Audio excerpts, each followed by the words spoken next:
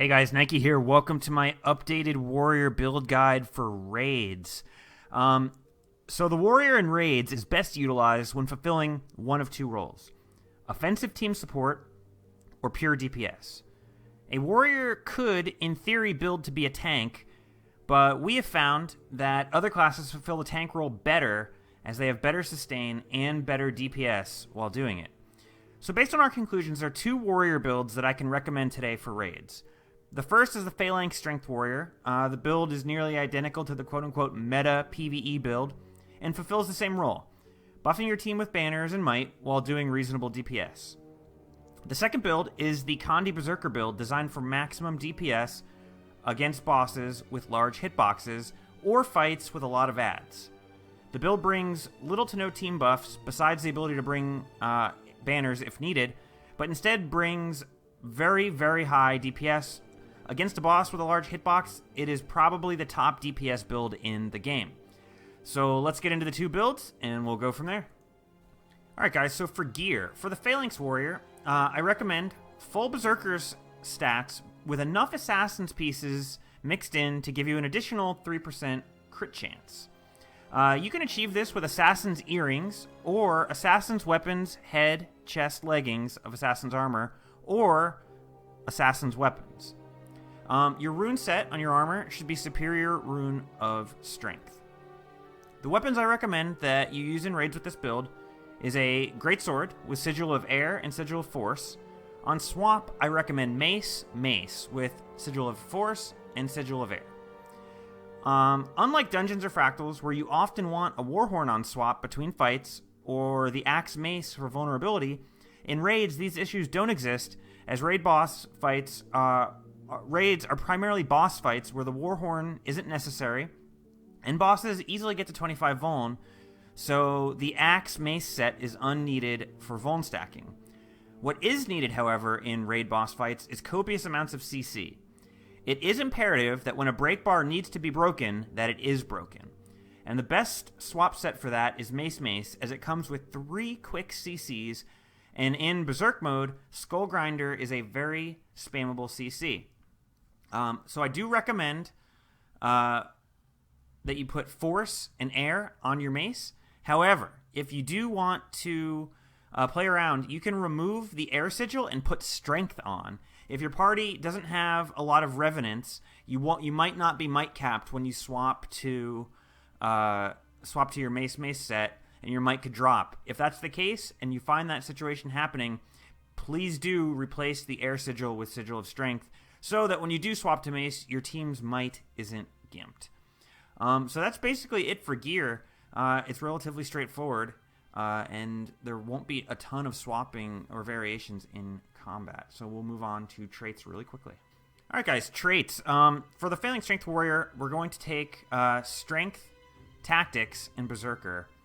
In Strength, we're going to take Restorative Strength, Forceful Greatsword, and Berserker's Power. These are fairly standard. Forceful Greatsword will be a might stacking element for the team, and Berserker's Power is just the most over-the-top powerful DPS boost for the Warrior. Alright, in Tactics we take Empowered Allies, and Phalanx Strength. These traits are either direct buffs to ourselves or buffs to our parties. Really, no need to explain how good and why we would take Phalanx Strength in this build. In Berserker, we're going to take Smash Brawler, Blood Reaction, and Bloody Roar. These are, for the most part, DPS increases for us. Smash Brawler will give us more uptime on our Berserk mode. Blood Reaction is a big DPS boost, and Bloody Roar is also a big DPS boost. However, it shouldn't be underestimated the power of the taunt. There are several times where you'll be able to take adds on bosses that are spread out and clump them together with Bloody Roar's taunt, which will allow you to cleave them down more easily, whereas they would otherwise be troublesome for your party to deal with.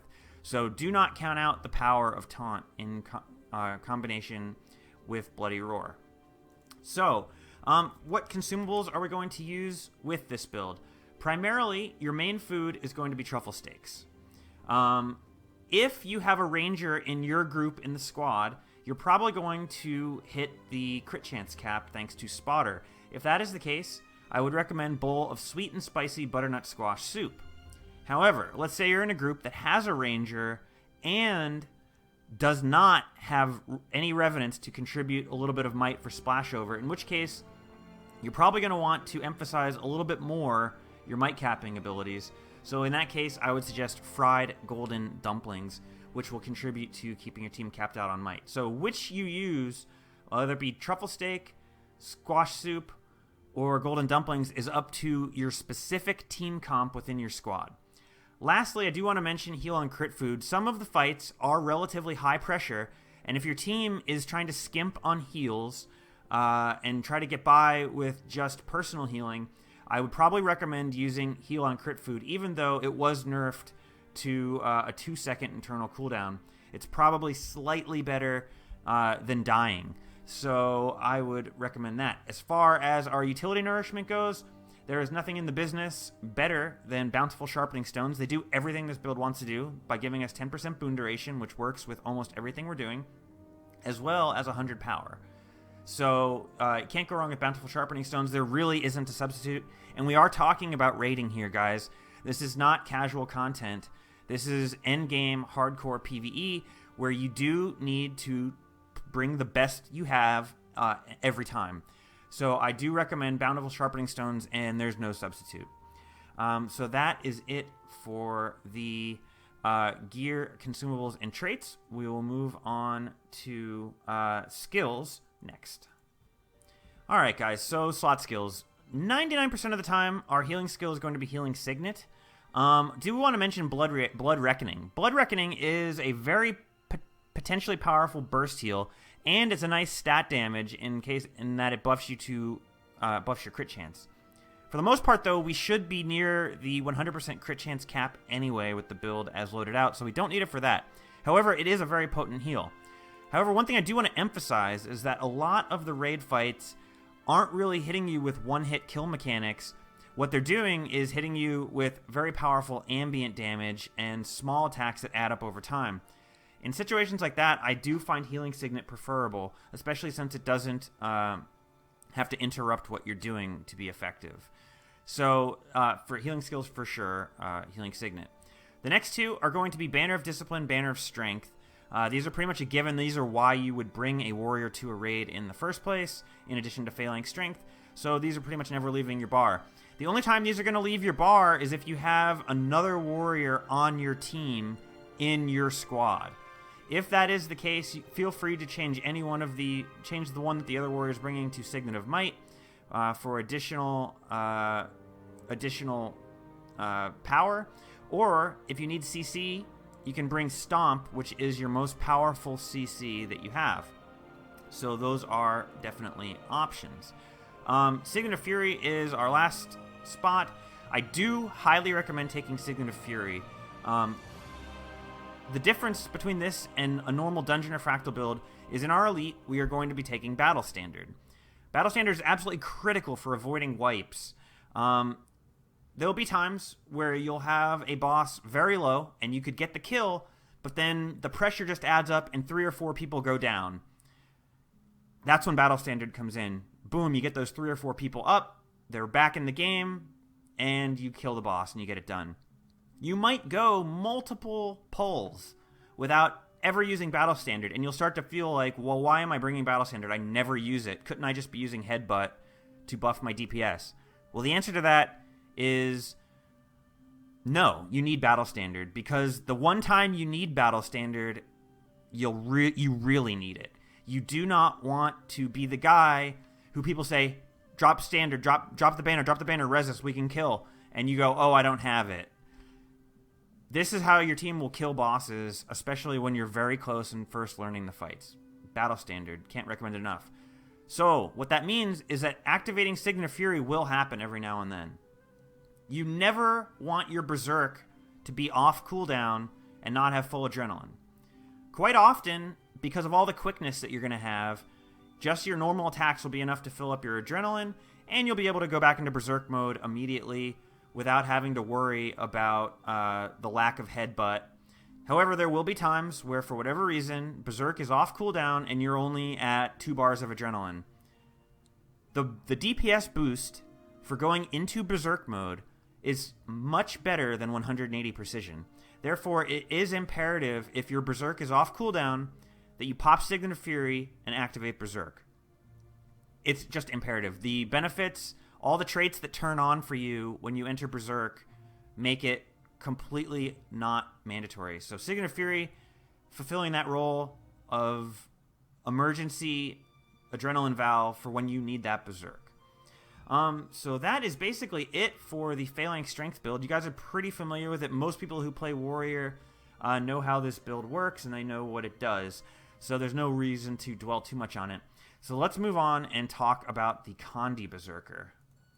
Alright guys, for the Conde Berserker, I recommend Viper's Weapons and Armor along with Sinister Trinkets. For your back piece, I would recommend a Rampager's back piece. The rune set I recommend is 5 Runes of the Nightmare and 1 Black Diamond. The goal is with our gear, is to reach 100% duration of both burning and bleeding without compromising our condition damage, and this is the easiest and most effective way to do it. For weapons, we, as I said, want Viper's Weapons. Longbow is going to have Sigil of Bursting and Sigil of Earth. This will be the same sigil set that you're going to use on your Sword Torch. Why Sigil of Bursting and Sigil of Earth? Unfortunately, we are not weapon swapping on cooldown in this build. Therefore, Geomancy is much less damage than Earth. As a result, since we're camping Longbow for extended periods of time and camping Sword Torch for around 10 seconds at a time, we're going to get more mileage out of Bursting and Earth than any 2 other sigils, especially since we're already hitting 100% condition duration, and we don't need Agony or Smoldering or Malice sigils to get there. There's simply no better choice. So that is it for the gear. Relatively simple: Longbow, Sword Torch, Sigils of Bursting and Earth on each, Viper's Weapons and Armor with Black Diamond and 5 Runes of the Nightmare, Rampager's back piece, and 5 pieces of Sinister gear for the build. Moving on to traits. Alright guys, so for traits, we're going to go with Arms, Discipline, and Berserker. The traits we're going to take in Arms is Signet Mastery, Blade Master, and Furious. Some people will tell you to take Deep Strikes. However, besides dropping the battle standard, this build has no way to apply Fury to yourself or those around you. So unfortunately, with Deep Strike, you're not going to gain much benefit from this. However, I will mention it because there are times where you'll be in a group with multiple condition damage warriors. This could happen. And if you all take, for great justice, 2 or more of you, and with Alacrity, it might just be 2, you can perma-keep the Deep Strike buff up, which will buff all your condition damage pretty nicely. However, the standard would just be Blade Master. Not super powerful in this build, but it's better than Stone Cold Nothing. In Discipline, we're going to take Warrior Sprint, Inspiring Battle Standard, and Burst Mastery. Before we go into it, I do want to mention, a lot of people who have been advocating this build have suggested using Tactics for Burning Arrow and various other utilities like Shout Heals. I do not agree with this whatsoever. The build is better off swapping weapons to Sword Torch when you're not in Longbow. When you're in Longbow, the Burning Arrow does not add a ton of DPS, and the benefit that your party is going to get from Inspiring Battle Standard is worth more than 1 or 2 more seconds of burn from Burning Arrows that you get. Slight DPS increase, but this is a much bigger survivability increase. Additionally, Burst Mastery seems like it's not that important. However, when you're in a party that has a Mesmer, which most raid groups do, you will have significant amounts of Alacrity. What that means is that your Primal Burst, Scorched Earth, is going to be off cooldown much more often than you have Adrenaline to power it with, even with Quickness. As a result, Burst Mastery is necessary to get in the maximum amount of bursts you can while in Berserk mode. So I highly recommend you take Burst Mastery over Heightened Focus. You shouldn't need the Quickness from Heightened Focus if you have a Mesmer in your group. You will not really need it. Burst Mastery will be a much bigger benefit to you and your party. In Berserker, we're going to take Smash Brawler, Heat of the Soul, and King of Fires. These are fairly self-explanatory. Smash Brawler is going to keep us in Berserker mode longer and lower the recharge on our Primal Burst. Both are things that we really want. Heat of the Soul, when we do swap to Sword Torch, this will give us a buff to our damage while Berserk is on cooldown. And King of Fires is, of course, a 33% duration increase of our burning. And the burns that spread to nearby foes is kind of meh, but when there are a lot of fights in the first raid wing where there are trash mobs around the boss, this allows you to sort of focus the boss and let the ambient burns from King of Fire kind of tick down on the trash mobs. So pretty good stuff there. Not really too many options here that could be better. Some people might want to try Last Blaze. I disagree with that. I think Smash Brawler is just a million times better. So with that said, I want to discuss consumables.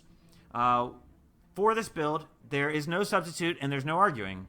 You are going to take Koi Cakes. It gives us 20% condition duration and more condition damage. There's really nothing better to take.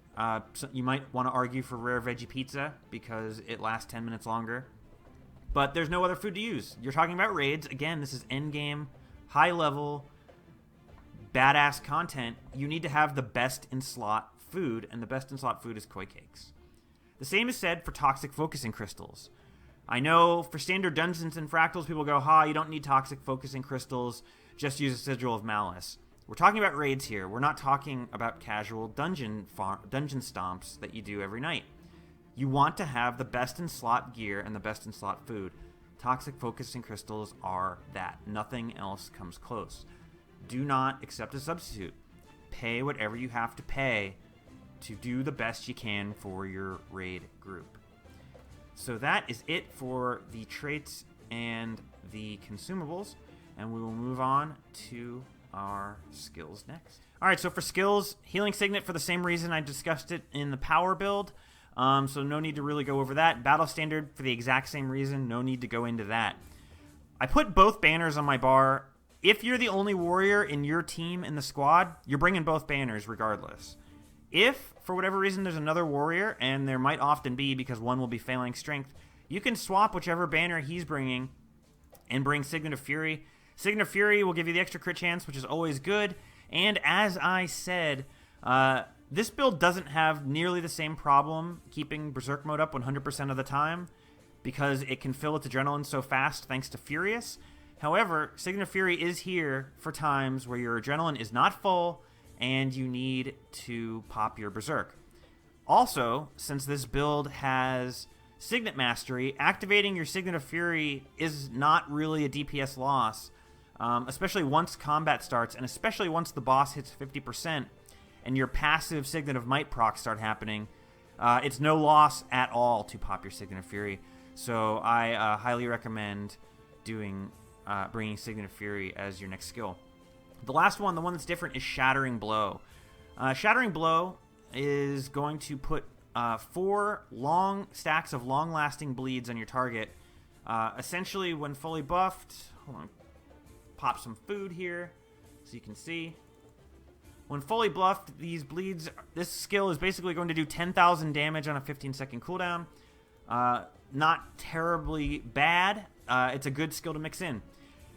When you're doing your rotations and you're just auto-attacking with sword, and it comes off cooldown, it's way better than auto-attacking with sword. When you're doing your rotations and your Primal Burst is on cooldown, and Fan of Fire is on cooldown, and Pin Down's on cooldown, it beats auto-attacking with Dual Shot. So it's just a good thing to have there to fill in the gaps in your rotation when you don't have another high damage skill to use. Not to mention, it does give us a little bit of adrenaline. It'll help us keep our Primal Burst, Scorched Earth happening as often as possible. So that is the skills for the Conde Berserker. Now I want to discuss the gameplay of the build a little bit, since it is new, and DPS rotation isn't what you might expect. Alright, so how does this play? What are the DPS rotations? It's very, very simple and straightforward. While you're in Berserk mode, your goal is to cast Scorched Earth as much as possible. Scorched Earth is insanely OP, insanely powerful. On a large hitbox target, you can get around 35 stacks of burning yourself. The largest burn tick I have seen on a boss in a raid is 34,000. I'm pretty sure that is really good. During a Berserk phase, this build is able to Primal Burst 4 times. It can get to 5 if you have Perma Alacrity while you're bursting. So, what do you do during the 3 seconds that your Scorched Earth is on cooldown? Well, you need to build back up your adrenaline, and the way you're going to do that is with Fan of Fire and Pin Down and Auto Attack. Arcing Arrow I would save for when you need a blast. It's not really the greatest DPS in this build because it's a Conde build. And the projectile finisher for Dual Shot is more likely to give you more burns and higher DPS if it procs than Arcing Arrow. So for the most part, you're going to look to burst with Scorched Earth, Fan of Fire, and Pin Down. That's what you do when you're in Berserk mode. When Berserk mode ends, the first thing you want to do, the second it ends, swap to Sword Torch. Thanks to Burst Mastery and Versatile Rage, you will have 1 bar of Adrenaline, and you can immediately Flurry, which will put a lot of bleeds on. You're going to have probably about 7 seconds left before your Berserk comes off cooldown, and the Flurry will, even with only 1 bar, will give you about half your thing of Adrenaline. What you're going to want to do is pop Flames of War and Blaze Breaker, and then simply auto attack with Sword, which will fill up your Adrenaline, and your Adrenaline should be full by the time Berserk mode comes off cooldown, and your weapon swap will be well off cooldown. So when you see Berserk has about half a second left till it comes off cooldown, you can go back to Longbow, pop Berserk, and resume Scorched Earth. For the most part, when you are in the Sword Torch, your DPS does dip a little bit compared to what it's like when you're going hog wild in Berserker, but the way I've described it will allow you to maintain the highest amount of DPS while your Berserk is in downtime. Again, some people will tell you that the best thing you can do is just play a tactics build and stay in Longbow 24/7. There are many raid fights where I do not believe that is the best way to handle it. Without going into specific detail about specific boss encounters, we'll have different videos for that, I can tell you that you are almost 100% certainly better to do what I have described. If you can manage this very simple DPS rotation, congratulations, you will now have insanely good DPS. So that is it, guys. I hope you enjoyed this updated, raid-tested warrior build guide. If you have any questions, and I'm sure you will since raids are brand new and this is all new stuff, please feel free to ask in the comments. I will do my absolute best to answer them. Thank you guys again for watching. Enjoy your raiding, and I hope your progression tiers aren't too copious. See you next time.